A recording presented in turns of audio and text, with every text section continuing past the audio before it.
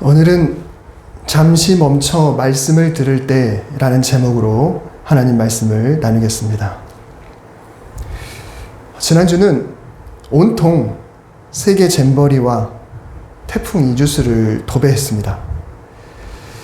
그 때문에 잠시 묻혀버린 뉴스가 있지요. 바로 묻지마 살인에 관한 뉴스입니다. 신림역에서 소위 칼부림 사건이 처음 벌어졌을 때 저희 애들에게 이런 이야기를 했습니다. 분명히 모방범죄가 많이 일어날 것이다. 그리고 허위신고도 많이 일어날 것이다. 이 말이 무섭게 실제로 이런 일들이 많이 벌어졌고요. 어제 뉴스를 보니까 이 살인 예고 게시물이 그동안 무려 315건이나 되고 그 중에 119명을 검거했고 또 그 중에 11명을 구속했다고 하니 참 심각한 문제인 것 같습니다. 요즘 사회를 진단하는 표현 중에 화가 너무 많이 나 있는 사회라는 말이 있습니다. 저마다의 이유로 무슨 이유인지 모르지만 누군가에게 혹은 무언가에게 분노가 차 있습니다. 이 분노가 밖으로 표출되면 타인에게 피해를 입히게 될 것이고, 반면에 이 분노를 차마 밖으로 표출하지 못하는 사람은 그 분노를 안으로 표출하다 보니까 오히려 나 자신에게 피해를 주게 되고 심하면 화병으로 자리 잡는 그런 상황까지 이르게 됩니다. 정말 쉽지 않은 세상입니다. 참을 인자 셋이면 살인도 면한다 라는 속담이 있습니다. 이 속담은 아무리 어려운 일이라도 참고 견디라 라고 하는 진위가 있지만 문구 그대로만 보자면 화가 치밀어도 심호흡 한번 하고 일단 참아보면 사고 치지 않고 슬기롭게 대처할 수 있다라고 하는 지혜를 얘기하고 있습니다. 우리 주변에는 말을 참 잘하는 사람이 있습니다. 평소 독서를 많이 하거나 상식과 지식이 풍부하거나 센스나 순발력이 뛰어나거나 짧은 시간인데도 정리를 잘 하면서 청산유수와 같이 말을 잘하는 사람이 있습니다. 굉장히 장점이죠. 반면에 말을 여전히 많이 하고 쏟아내기는 하는데 말을 잘 못하는 사람도 있습니다. 그냥 애초에 말을 그냥 하는 기술이 없는 사람 말고 말을 잘 하긴 하지만 뭔가 이상한 그런 경우가 있죠. 두서가 없거나 분위기 파악 못하는 엉뚱한 얘기를 한다거나 누군가의 기분을 상하게 하는 얘기를 한다거나 심지어 말하는 자신조차도 자기가 무슨 말을 하고 있는지 정리가 안 된 상태로 말을 마구 쏟아내는 그런 경우도 있습니다. 그런 사람에 대해서는 이런 생각이 들죠. 저 사람은 제발 생각 좀 하고 말을 했으면 좋겠다. 그러니 이 참은 일자 셋이면 살인도 면한다라고 하는 속담은 말에서도 똑같이 적용해 볼 수 있을 것 같습니다. 생각을 정리하지 못하고 내뱉은 말을 말솜씨 없다라고 하는데 뭔가를 참지 못하고 내뱉은 말은 단순히 솜씨 없는 것을 넘어서서 인간관계까지도 어렵게 만드는 일을 벌이게 합니다. 인간관계에서는 무엇보다도 말이 제일 중요한 것 같습니다. 인간관계에서 또 중요한 것이 있는데 누군가의 말이나 행동이나 혹은 어떤 문자 이런 것에 대해서 너무 많이 너무 깊이 생각하지 않는 것입니다. 우리가 때로는 상대방이 나에게 정말 별 생각 없이 그냥 문자 그대로 혹은 말 그대로 그냥 했을 뿐인데 괜히 집에 가서 그 사람이 했던 행동이나 말을 곱씹어보고 또 문자를 들여다보면서 또 곱씹어보고 또 곱씹어보면서 이 사람이 도대체 왜 이런 행동을 했을까라고 오해하는 경우가 있습니다. 물론 그 사람의 행동의 진위를 파악하는 것 자체는 좋지만 그래도 너무 많이 너무 깊이 생각하다 보면 생각이 꼬리에 꼬리를 물게 되고 소위 소설을 써버리는 경우가 있습니다. 상대방은 전혀 의도하지 않았는데 내가 멋대로 아마 그 사람이 이러이러한 생각으로 그런 말을 했을 거야. 더 나아가 그 사람이 이렇게 말을 할 때는 내가 이런 반응을 하길 바랬을 거고 내가 이런 반응을 했을 때는 그 사람이 아마 이런 의도가 있었기 때문에 이렇게 했을 거야 라고 상상이 상상을, 꼬리가 꼬리를, 환상이 환상을 계속 물고 오는 바람에 결국은 오해가 깊어질 때가 있습니다. 그래서 언젠가 그 문제를 해결하려고 대화를 했을 때 상대방은 전혀 생각지 못했고 전혀 그런 의도가 아니었는데 왜 그렇게 생각했느냐고 이렇게 반응을 할 때도 있죠. 혼자 오해하고 혼자 깊은 골을 만들었다가 오해했다는 것을 알았을 때 그때는 이미 수습하기 어려울 정도로 서로 멀어져 버리는 그런 경우도 없잖아 있습니다. 우리 신앙생활에서는 과연 어떨까요? 하나님은 오늘 본문을 통해서 신앙에 있어서도 이 두 가지의 문제를 지적하고 계십니다. 3절에 보면 걱정이 많으면 꿈이 생기고 말이 많으면 우매한 자의 소리가 나타나느니라. 7절에 꿈이 많으면 헛된 일들이 많아지고 말이 많아도 그러하니. 제가 일부러 어떤 생각에 대한 것은 같은 색깔로, 말에 대한 것은 또 같은 색깔로 이렇게 묶어뒀습니다. 여기서 꿈은 그냥 잠잘 때 꾸는 그런 꿈이라거나 어떤 미래를 향한 긍정적인 비전이 아니라 망상을 말합니다. 하나님은 오늘 우리에게 너무 걱정하느라 너무 걱정에 빠져서 헛된 생각에 사로잡히지 말라고 말씀하십니다. 또 말을 많이 하다 보면 자칫 어리석은 말을 하게 되고 내가 내뱉은 말을 또 어쩔 수 없이 억지로 지켜내야 하기 때문에 쏟아붓지 않아도 될 에너지를 소진하게 될 일들도 많아지게 될 것이다 라고 말씀을 하고 있습니다. 세상에서 살다 보면 사람 상대하느라 또 먹고 사느라 일하느라 가정을 꾸리느라 얼마든지 꿈도 꿀 수 있고 환상도 가질 수 있고 또 말도 많이 할 수 있죠. 생각으로 소설을 쓸 수도 있고 말도 막 해댈 수 있습니다. 사람 상대하느라 얼마든지 그럴 수도 있습니다. 하지만 오늘 말씀은 1절에서 시작할 때 하나님의 전에 들어갈 때, 하나님의 집에 갈 때, 그리고 하나님 앞에서 어떤 꿈에 너무 빠져있지 말라고, 또 너무 많이 말하지 말라고 이렇게 말씀을 하고 계세요. 계속 반복해서 말씀드리고 있는데 여기서 하나님 앞이 무엇인가? 요즘 계속 설교를 통해서 말씀드리고 있지만 이 세상에 하나님 앞이 아닌 곳은 아무것도 없습니다.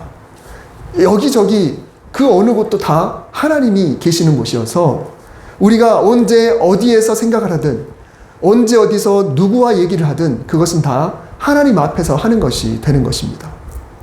그래서 오늘 주신 말씀은 우리에게 우리가 언제 어디서나 너무 많이 생각하지 말자.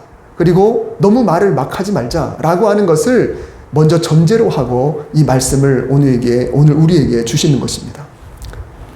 그런데 오늘 본문에서는 기본적으로 종교 행위가 이루어지는 장소를 의미하고 있습니다. 하나님 앞. 구약에서는 성전이 될 것이고요. 하나님께 제사 드리는 곳이니까.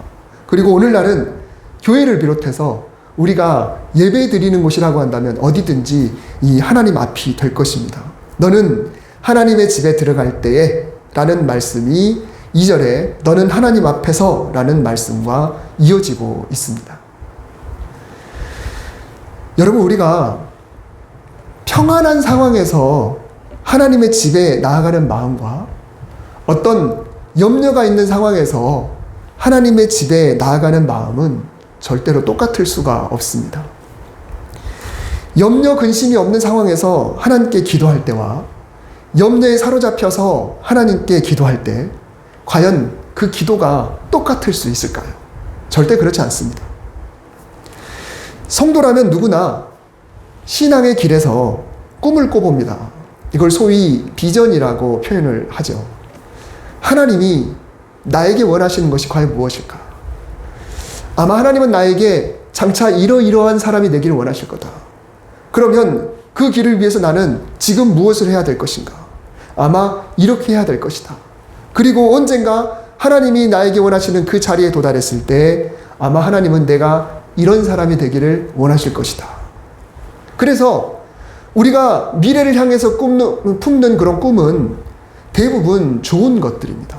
나쁜 꿈은 하나도 없어요. 대부분은 현재보다 더 나은 상황, 현재보다 더 나은 자리, 현재보다 더 나은 위치, 현재보다 더 나은 꿈을 간직하면서 그것을 향해서 하나님께 비전이다 라고 생각하면서 살아가고 있습니다. 그런데 과연 내가 만약에 품는 그 꿈, 그 비전, 내가 상상의 나래를 펼치면서 이렇게 돼서 다음에 이렇게 돼서 이렇게 해서 하나님 앞에 이런 사람이 돼야 된다라고 하는 그 비전이라고 하는 게 과연 하나님 말씀에 비추어 항상 옳은 것인가 라고 하는 것도 우리가 한번 생각해 볼 필요가 있습니다.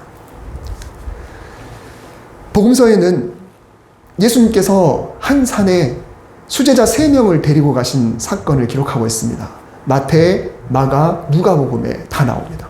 그 산의 이름이 구체적으로 어딘지 명칭은 나오지 않아요. 두 복음서는 큰 산이라고 그랬고 복음서 한 곳에서는 그냥 산이라고 했어요. 근데 여기서 예수님이 어떤 일이 벌어지냐면 옷이 하얗다 못해 광채가 날 정도로 변했고요.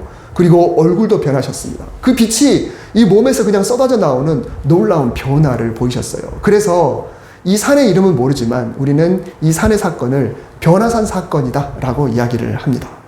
우리나라에도 이 변화산 기도원이라고 하는 곳들이 몇 군데가 있습니다. 이 그림을 보시면 이 라파엘로의 그림인데 이 르네상스 시대의 가장 대표적인 화가 중에 한 명이죠. 이 사람이 그린 그림 중에 일부입니다. 그러니까 예수님께서 중앙에 계시고 갑자기 한쪽에 모세, 한쪽에 엘리야가 등장을 했습니다. 그리고 세 분이서 함께 대화를 나눕니다.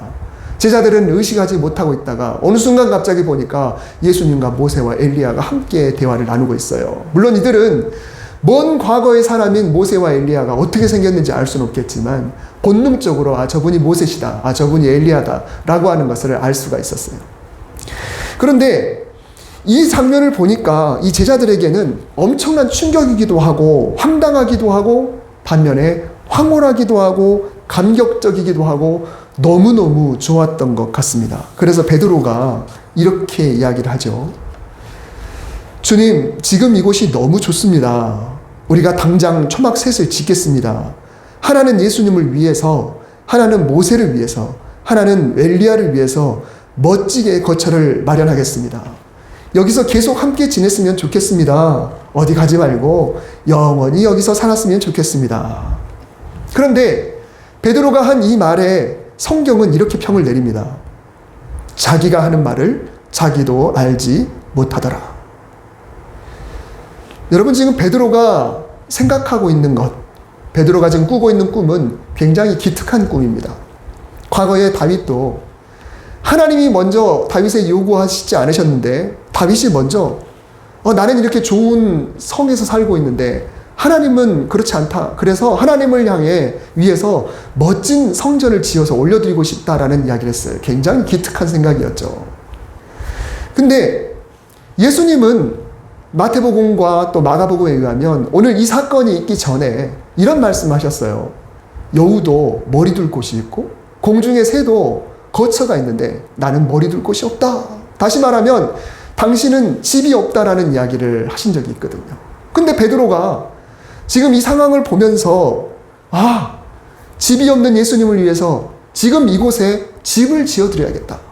하나는 모세를 위해, 하나는 엘리야를 위해, 그리고 하나는 무엇보다도 우리의 스승이신 예수님을 위해서 집을 지어드리면 얼마나 좋을까. 그리고 여기서 우리가 행복하게 살았으면 좋겠다라는 생각을 했으니 얼마나 기특합니까. 이 베드로는 정말 기특한 꿈을 꿨어요. 나름대로의 머리에 소설을 그리고 생각이 꼬리를 물면서 이런 아름다운 생각을 해서 말씀을 드렸는데, 그런데 성경은 베드로는 지금 자기가 무슨 말을 하는지도 모르면서 그냥 말을 해대고 있다라고 혹평을 했습니다. 그리고 이 한마디를 덧붙이죠. 이는 나의 아들 곧 택함을 받은 자니 너희는 그의 말을 들으라. 무슨 말입니까? 너의 말은 좋다마는 네 멋대로 감동이 왔다거나 네 멋대로 충동적으로 움직이거나 생각에 생각으로 꼬리를 물지 말고 먼저 예수님의 말씀을 들으라.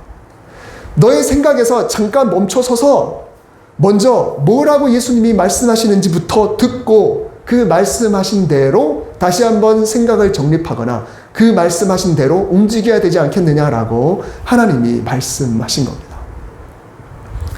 오늘 본문 1절을 다시 한번 보겠습니다. 너는 하나님의 집에 들어갈 때에 내 발을 삼갈지어다. 가까이 하여 말씀을 듣는 것이 우매한 자들이 제물 드리는 것보다 나으니 그들은 악을 행하면서도 깨닫지 못함이니라. 하나님께 나아갈 때 먼저 발을 삼가라. 이 발을 삼가라는 이 말씀은 뭐냐면, 즉 네가 무엇을 행할지 무엇을 말할지 어떤 계획을 맘먹고 있는지 먼저 멈추고 조심하고 하나님 앞에 바짝 가까이 다가가서 하나님이 뭐라고 말씀하시는지 먼저 좀 들어라 라고 하는 말씀입니다. 좋은 생각이라고 해서 하나님께 마구 계획을 세우고 내가 이렇게 하겠습니다. 이렇게 하도록 도와주세요. 이것이 하나님의 뜻인 줄 믿습니다. 라고 그냥 마구 쏟아대기보다는 먼저 하나님의 말씀을 들어라. 베드로가 아무리 좋은 꿈을 꾸고 그 꿈으로 예수님께 지금 초막을 지어드리겠으니 우리 이곳에서 함께 삽시다라고 말을 했는데 그러지 말고 먼저 예수님이 뭐라고 하시는지 말씀을 들어라. 이게 어떤 좋은 꿈을 꾸고 있는 우리에게 필요한 가장 먼저 우리가 잠시 멈춰 예수님의 말씀, 하나님의 말씀을 들어야 될 이유가 되는 것입니다. 반면에 신앙생활 하면서 무엇인가 실망하거나 낙심하거나 회의가 들거나 자괴감이 들 때가 있습니다. 누군가 때문에 혹은 교회 안에서 성도 때문에 혹은 목회자 때문에 혹은 여러 가지 상황 때문에 정말 신앙생활이 너무너무 힘들어서 그러면 이런 사람이 이런 경우에 하나님께 기도를 하게 되면 어떻게 될까요? 오늘 2절에 보면은 하나님 앞에서 함부로 입을 열지 말아야 하고 급한 마음으로 말을 내지 말아야 한다고 말씀하고 있어요. 이게 무슨 말이냐면 내가 신앙생활하면서 너무너무 힘들고 마음이 아프고 정말 정립이 되지 않고 속상한 그런 상황 속에서도 하나님께 기도라고 그냥 마구 쏟아내서는 안 된다라고 하는 것입니다. 그리고 나서 하나님은 그 전에 먼저 하나님이 무엇이라고 말씀하시는지 귀를 기울여야 된다라고 이야기를 하고 계시는 것입니다. 좋은 계획도 마찬가지, 좋지 않은 생각도 마찬가지, 역시 하나님 앞에서 함부로 입을 열지 말고 급한 마음으로도 말을 마구 내뱉지 말고 말씀이 배제된 그런 기도를 해서는 안 된다라고 하나님이 말씀을 하는 거예요. 때로 우리가 속상한 상태에서 하나님 앞에 기도를 하다 보면요, 정말 그 사람이 너무 믿고 그런 나머지 저주하는 기도를 할 수가 있어요. 하나님, 내가 억울합니다. 나는 아무 잘못이 없는데 그 사람이 잘못했으니 나를 이렇게 힘들게 하는 그 사람을 가만두지 말아주시옵소서. 이렇게 기도할 수도 있어요. 정작 오해에서 비롯됐음에도 불구하고 내가 너무 생각을 많이 하고 그냥 마구 기도로 쏟아내면 자칫 잘못하면 바람직하지 못한 방향으로 기도할 수가 있는 것입니다. 우리가 기도하기 전에 왜 말씀이 중요한가? 왜 먼저 하나님의 말씀의 검증을 받아야 되는가? 그 예로 오늘 본문에서는 서원에 대해서 말씀을 하고 있습니다. 서원이란 뭐냐면, 서원을 좀 좋게 이야기하자면 하나님 앞에 내가 감동이 있어 하나님 앞에 내가 이렇게 하겠습니다라고 약속을 하는 것이 서원인데, 이걸 조금 부정적으로 이야기하자면 하나님은 생각지도 않으셨는데 내가 일방적으로 하나님께 약속해버린 것도 서원이 됩니다. 그래서 4절에서 6절 보면은 서원은 반드시 갚아야 된다. 너는 그저 아이고 내가 말실수였습니다 라고 할 수도 있겠지만 그 말실수 때문에 앞으로 네가 무슨 일을 해도 절대로 좋은 결과를 얻지 못할 것이다 라고 이야기를 합니다. 그래서 오늘 본문 말씀을 가지고 서원에 대한 설교가 선포가 되죠. 한번 하나님과 약속했으면 무슨 수를 써서라도 약속을 지켜야 됩니다. 오늘 말씀 보세요. 절대로 안 갚으면 안 됩니다 라고 이 본문 말씀을 가지고 이렇게 설교를 하죠. 물론 맞습니다만, 그러나 여러분, 저는 이 말씀이 하나님이 정말 하고자 하는 뜻이 무엇인가, 이것을 우리가 명확히 보면서 말씀을 적용해야 된다고 생각을 합니다. 하나님 앞에 서원했으면 꼭 갚으라, 너 왜 약속해놓고 안 지켜, 이것보다는 내 말을 먼저 듣지 않고, 네가 너무 많은 생각이 빠지거나 내 말을 듣지 않고 네가 마구 기도하다 보면 지키지 못할 만한 서원마저 할 수 있으니까 제발 먼저 내 말을 들어다오 라고 하는, 하나님이 진짜 뜻은 바로 여기에 있었다라고 하는 것입니다. 그러면 도대체 어떻게 하는 것이 말씀을 듣는 것일까요? 먼저 말씀을 들으라고 했는데, 구약성경 속에서 하나님은 직접 말씀해 주셨습니다. 당신이 선택한 사람, 당신이 세운 리더들에게 직접 말씀하셨어요. 요즘 매일 묵상하고 있는 예레미야서도 보세요. 하나님이 예레미야에게 어떤 방법인지 모르지만 아무튼 이렇게 말씀하시잖아요. 너 이렇게 가서 말해라. 너는 가서 여기를 가라. 넌 저기 가서 이런 행동을 해라. 이렇게 직접 말씀을 해주셨죠. 그런데 지금 오늘날 하나님은 무엇로 말씀하시나요? 글로 기록되어진 성경을 통해서 우리에게 말씀하십니다. 여러분, 혹시 여러분 중에 하나님이 그냥 이래라 저래라 이렇게 해라라고 말씀해 주시는 그런 분이 계시나요? 물론 하나님은 때에 따라 필요에 따라 정말 사람들에게 그렇게 들려주시는 경우도 있지만, 특별한 경우만 그렇지 하나님은 대부분은 이미 기록되어진 말씀을 통해서 우리에게 들려주십니다. 그런데 이 하나님의 말씀을 우리가 듣는다는 것은 곧 성경을 펴서 읽는 것인데, 이 성경을 읽을 때 단 전제가 하나 필요합니다.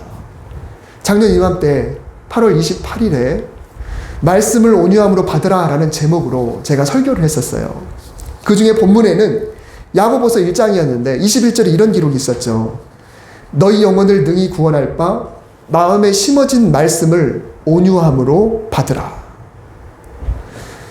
유튜브에 작년 8월 28일 말씀이 있으니까 궁금하신 분들은 한번 보시면 좋겠습니다. 이게 뭐냐면, 내가 바라는 바를 너무 많이 생각하지 말아야 한다. 만약에 온통 내 머릿속에 그 생각이 가득한 상태라고 한다면 성경을 읽을 때 자꾸 내가 원하는 바대로 말씀을 적용하려고 합니다. 지금 나는 그것을 꼭 하고 싶어요. 그걸 꼭 하고 싶은데 그 생각이 너무너무 나를 사로잡고, 그 사로잡은 생각이 꼬리에 꼬리를 물어서 소설을 써가고 있는 상황에서, 그런 상황에서 하나님 말씀을 펴서 읽어보면은, 이 말씀도 내 생각을 두둔해 주는 것 같고, 내가 내 생각대로 하게 되면 이 말씀에 근거해서 내가 복을 받을 것 같고, 자꾸 이런 생각이 드는 겁니다. 그러다 보면 내 뜻대로 뭔가 하려고 할 때 성경을 내 뜻을 관철시키는 좋은 명분으로, 좋은 도구로 그냥 써버리는 거예요. 그 생각이 아무리 좋아 보인다 할지라도 그래도 그 생각에 너무 사로잡혀 있다 보면 성경은 내 생각으로 그냥 굽어진 채로 하나님 말씀으로 받아들이게 되고, 하나님 말씀으로 읽게 되고 듣게 되는 것이죠. 반대로 내가 안 좋은 쪽으로 생각을 하고 있다. 그것도 마찬가지입니다. 내가 너무 그쪽으로 사로잡혀 있다 보면은 하나님의 말씀을 읽을 때 이 말씀에 책망하는 말씀이 있다 보면, 그래, 그 사람한테 하는 말이야. 그 사람 들으라고 하는 이야기야. 나는 그것과 상관없어 라고 자꾸 그런 생각이 들게 되면서 자꾸 나를 변호하게 되고 남을 깔아뭉개는데 하나님의 말씀을 적용하게 되는 것이죠. 그래서 우리가 하나님 말씀 앞에 온유함으로 돼 있지 않다고 한다면, 다시 말하면 어떤 말씀이든지 내 마음밭이 백지가 된 상태로서 하나님의 말씀이 씨앗으로 내려왔을 때 어떤 말씀이든지 그 씨앗 자체가 풍성한 열매를 맺게 하기 위해서는 먼저 내 마음이 온유함으로 깔려 있어야 되고, 하나님 어떻게 말씀하시든지 제가 듣겠습니다 라고 하는 전제로 이 말씀을 접해야 된다는 것이죠. 그러니 내 생각을 잠시 멈추고 성경을 온유함으로 받겠다라고 하는 기도, 그리고 그런 다짐, 이것을 가지고 성경을 읽어야 되는 겁니다. 너희가 하나님의 전에 들어갈 때, 너희가 하나님의 집에 들어갈 때, 너희가 하나님 앞에서 먼저 말씀을 들으라. 그러면 내 생각이 아니라 성경 말씀 자체가 내 생각을 붙잡아 주시고 나를 향한 하나님의 뜻을 깨닫게 해 주시는 것입니다. 그러므로 내가 지금 처해 있는 그런 상황, 그리고 내 머릿속에 가득 채워져 있고 내가 자꾸 상기되고 있는 내 마음 그대로 하나님께 기도로 쏟아내기 전에 먼저 성경책을 펼치는 신앙이 반드시 필요합니다. 하나님의 집에 들어갈 때 내 발을 삼가라. 가까이 하여 말씀을 들으라. 그리고 또 한 가지, 이 말씀을 듣는 것이 신앙생활에만 국한되는 것은 아닙니다. 우리 일상생활에서도 이 말씀을 그대로 적용해 볼 수가 있어요. 여러분, 우리 일상생활에서도 나에게 좋은 일이 있을 때도 일단 멈춰서 성경을 좀 펴서 읽어볼 필요가 있습니다. 한번 구체적으로 그렇게 해보세요. 참을 입자 세시면 살인도 면한다. 이 속담이 선조들의 지혜입니다만, 그런데 여러분, 신앙인은 단순히 참는 데서 끝난 게 아니라 그 잠시 멈춘 상황에서 하나님 말씀을 읽고 들어야 되는 것입니다. 그래서 정말 누군가 때문에 너무 속상했어요. 그 사람에게 뭔가 말을 해주고 싶어요. 그 사람에게 뭔가 좀 복수를 하고 싶어요. 그 사람을 혼내주고 싶어요. 뭔가를 하고 싶어요. 그런 순간에 일단 참고 정말 집에 가서 성경책을 한번 펼쳐보시기 바랍니다. 정말 한번 이대로 한번 실행을 해보시기 바랍니다. 내게 좋은 아이디어가 들었을 때도 그냥 하나님, 나는 이루고 싶습니다. 이게 하나님 뜻인 줄 믿습니다. 그냥 이렇게 기도하면서 하나님 도와주세요라고 할 것이 아니라 정말 성경책을 펴서 한번 읽어볼 필요가 있어요. 너무 그 사람이 미워, 그 사람이 뭔가 말을 하고 싶어요. 그래도 일단 성경책을 한번 펴볼 필요가 있습니다. 그리고 그 성경을 읽으면 이 성경은 하나님의 감동으로 된 것이고 또 우리를 의로 그리고 교훈하시기에 부족함이 없는 그런 책이기 때문에 그 말씀을 읽을 때 우리는 하나님의 뜻을 분명히 깨닫게 될 것이고, 말씀에 의해서 그리고 하나님의 말씀을 들었기 때문에 그 후에 드리는 기도는 훨씬 더 하나님이 받으실 만한, 하나님이 기뻐하실 만한 기도가 될 것입니다. 성경 어디라도 펼쳐서 온유함으로 읽다 보면 분명히 하나님은 성경을 통해 우리에게 하시는 그런 말씀이 있으실 거예요. 우리 귀에 들려지게 될 것입니다. 오늘 본문 마지막 7절처럼 하나님을 경외하는 자, 하나님을 경외한다는 것은 곧 하나님의 말씀을 존중한다는 것입니다.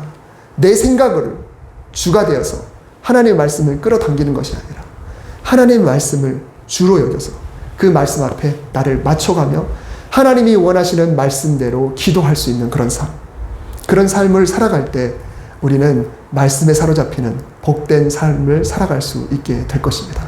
우리 저와 여러분 모두가 말씀의 사람이 될 수 있기를 주님의 이름으로 축복합니다. 아멘. 기도하겠습니다. 사랑이 많으신 하나님, 우리에게 말씀의 사람이 되라고 오늘 말씀해 주시니 감사합니다. 우린 너무 생각이 많아서 좋은 일에도 생각이 많고 좋지 않은 상황에도 생각이 너무 많다 보니 실수할 때도 많고 원치 않는 방향으로 기도하기도 하고 그래 놓고선 하나님께 들어주지 않는다고 떼쓰기도 합니다. 주님, 오늘 어떤 상황이 있을 때 그것이 좋은 일이건 좋지 않은 일이건 간에 잠시 멈춰서서 성경을 읽고 그리고 성경을 통하여서 주시는 하나님의 말씀을 듣게 하시고 그 말씀의 방향대로 살아갈 수 있는 우리의 신앙생활 또한 일상생활이 될 수 있도록 인도하여 주시옵소서. 하나님, 사람들과 상대하면서도 주님 꼭 잠시 멈추고 하나님 말씀을 읽는 그런 습관을 갖게 하여 주셔서 말씀이 우리 인간관계를 형통하게 하는 그런 은혜를 우리에게 허락하여 주시옵소서. 예수님의 이름으로 기도드립니다. 아멘.